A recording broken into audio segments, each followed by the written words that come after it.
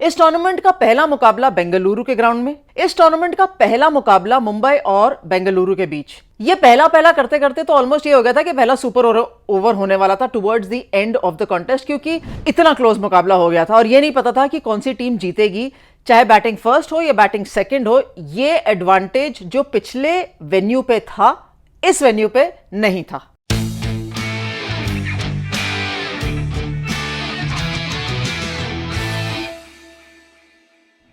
स्वागत है आपका डिफरेंट स्ट्रोक्स में। And brilliant start to the Bengaluru leg, क्योंकि देखिए ये दोनों टीमें इतनी बड़ी हैं कि होम सपोर्ट के सामने नहीं खेलेंगी तो बड़ा अजीब सा लगेगा। तो बेंगलोर के अंदर बेंगलुरु का मैच है और मुंबई के अंदर मुंबई का मैच है, लेकिन टीमें ये दोनों आमने सामने खेलेंगी। वडोदरा में नहीं खेलेंगी, लखनऊ में नहीं खेलेंगी, ये बेंगलुरु में खेलेंगी और फिर मुंबई में खेलेंगी, क्योंकि ये दोनों इतनी बड़ी टीमें और इतनी अच्छी टीमें हैं। अब क्योंकि अच्छी टीमें हैं तो हमें लगता भी है कि हम इनके साथ best of the best contest expect करेंगे, और वो best of the best contest पहली बॉल से देखने को मिला। इर्रिस्पेक्टिव कि कौन टॉस जीता नहीं जीता, जो जीतेगा वो पहले फील्डिंग ही करेगा। ये तो कम से कम इस टूर्नामेंट का नॉर्म अभी तक बनता आ रहा है।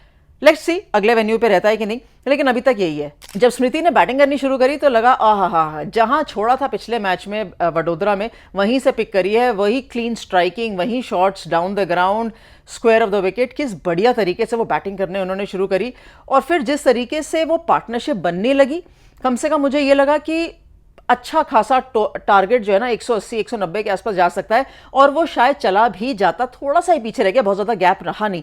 वो जो स्टार्ट शुरू में मिला था, और अगर वो कैपिटलाइज हो जाता तो शायद टुवर्ड्स द एंड 190 के आसपास भी स्कोर दिख सकता था। दूसरी तरफ ये जरूर पता था कि अगर मुंबई की गेंदबाजी डोमिनेट कर जाएगी, शबनम इस्माइल की बॉलिंग कर जाएगी डोमिनेट, तो हो सकता है कि बेंगलुरु को दिक्कत आए। और पावर प्ले के अंदर अगर आप 3 विकेटें खो देते हैं ना, जैसे बेंगलोर ने खो दी थी, तो वहां ये एक पॉसिबिलिटी दिख भी रही थी। पर वो एक प्लेयर है ना एलिस पेरी, वो खैर उनके बारे में हम क्या ही बोले। ये कह सकते हैं कि जब तक वो अंदर खड़ी है तब तक आप निश्चिंत हो जाइए, क्योंकि वो आपको मैच जिता के ही लाएंगी। कम से कम वो इतनी बढ़िया स्थिति में ले जाएंगे आपको, अगर पहले बैटिंग कर रही हैं, कि आप ये सोच सकते हैं कि हाँ हम कंफर्टेबल है, थोड़ा सा एफर्ट डालेंगे और हम मैच जीत सकते हैं। इतनी तो बढ़िया वो प्लेयर है। और क्या करे, 81 रन उन्होंने किए, क्या बढ़िया। लिटरली एक एंड पे खड़ी थी, नंबर 3 आई थी जब स्मृति आउट हुई थी, और एंड तक खड़ी नहीं। उनके सामने जितने भी प्लेयर आए सब अपना बैट घुमा रहे हैं, शॉटें मार रहे हैं, अलग अलग शॉट्स खेलने की प्रैक्टिस कर रहे हैं और फिर आउट हो रहे हैं। किसी ने ये नहीं सोचा कि सामने एलिस पेरी खड़ी है, खड़े रहिए आप, सिंगल डबल खेलिए, शॉटें आराम से मारिए। सब जो आके शॉटें हवा में मारते जा रहे थे और आउट होते जा रहे थे, और वो बहुत खराब लग रहा था, क्योंकि इतनी खराब टीम है नहीं जितना वो आज बल्लेबाजी दिखा रही थी। खैर बहुत ज़्यादा नुकसान हुआ नहीं, कम से कम, क्योंकि एलिस पेरी जब तक थे टारगेट, एक अच्छा टारगेट बना के दे सकती हैं। और मुंबई ये सोच रहा होगा कि कम से कम उनकी गेंदबाजी अच्छी चली, खासतौर पर जो उनके स्पिनर्स है, बारिंग अमिलिया कर, उनके स्पिनर्स ने अच्छी गेंदबाजी करी, उनके अमनजोत कौर ने अच्छी बॉलिंग करी, शबनम इस्माइल तो अच्छी करती ही हैं, नैट सेवक ब्रंट भी अपना कार्य कर गई। तो ऑल एंड ऑल एक अच्छा टारगेट है चेस करने के लिए। जब चेस करने के लिए आए तो फिर एक सवाल है, यस्तिका भाटिया मुझे अभी भी अपनी फ्लुएंट बेस्ट नहीं लग रही हैं। मुझे ऐसा लग रहा है कि बहुत ज़्यादा एक्स्ट्रा एफर्ट डाल रही हैं, और टेक्निक में भी छोटे छोटे चेंजेस हैं जो उन्होंने करे हैं, लेकिन शायद वो छोटे चेंजेस के साथ अभी तक सेटल नहीं हो पाई हैं।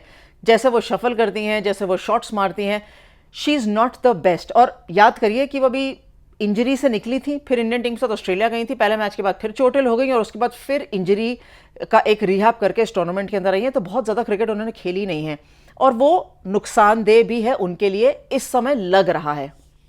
सामने से हेली मैथ्यूज का भी इतना बल्ला चल नहीं रहा है, पर्पल कैप उनके सर पे है जरूर, लेकिन अभी तक इतना बल्ला चला नहीं है, तो वो एक ओपनिंग कंसर्न मुंबई के लिए है। लेकिन फिर आती है नैट सेवक ब्रंट, फिर आती है हरमनप्रीत कौर, और इनकी साझेदारी के साथ साथ एक नाम और जुड़ गया है, अमनजोत कौर। देखिए अमनजोत के साथ हम पहले भी बात कर चुके थे, डिफरेंट स्ट्रोक्स पे भी हमने इनसे बात करी, और मैंने देखा है इनकी ट्रेनिंग में और इनके प्रेपरेशन में बहुत अच्छी तरीके से एक सिनर्जी रहती है, और ये खुद तो एक हरफन मौला खिलाड़ी है, ये बहुत अच्छी जेन्युइन ऑलराउंडर है। इस मुकाबले में ना अगर वो मिडिल ऑर्डर में सपोर्ट चाहिए था ना, तो वो सजना, अमिलिया कर और अमनजोत से चाहिए था। देखिए जैसे स्ट्रगल कर रही है ना यस्तिका भाटिया, वैसे मुझे लगता है थोड़ा थोड़ा अमिलिया कर भी स्ट्रगल कर रही है मुंबई के लिए, क्योंकि गेंदबाजी भी इतनी बढ़िया नहीं कर रही, बैटिंग भी नहीं कर रही, और मुझे ऐसा लगता है कि मुंबई को उनको ब्रेक देना चाहिए। नडीन डिक्लर्क बाहर बैठी हैं, साउथ अफ्रीकन ऑलराउंडर, उनको लाना चाहिए।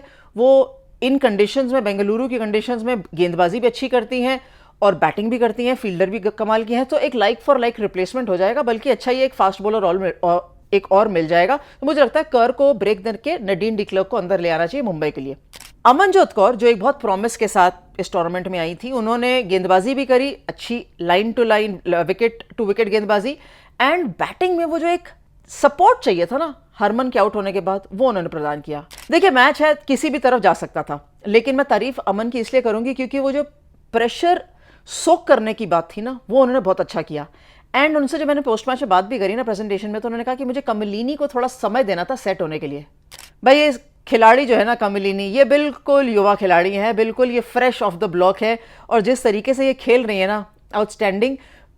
आप ये देखिए कि एक युवा खिलाड़ी कितना कंफर्टेबल है ऐसे क्राउड के अंदर, जो कि फॉरेन क्राउड है, आपकी होम टीम के लिए नहीं है, प्लस सिचुएशन कितनी टाइट है, लेकिन प्रेशर कितना बढ़िया सो किया, अपने शॉट्स भी पूरे खेले एंड फ्लुएंट लगी।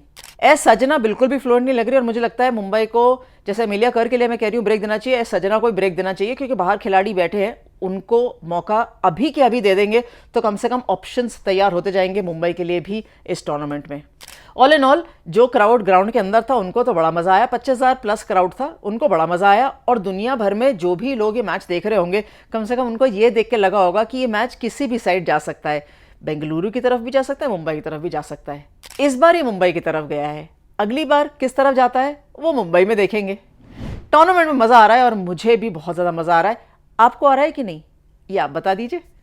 Thanks very much for watching different strokes.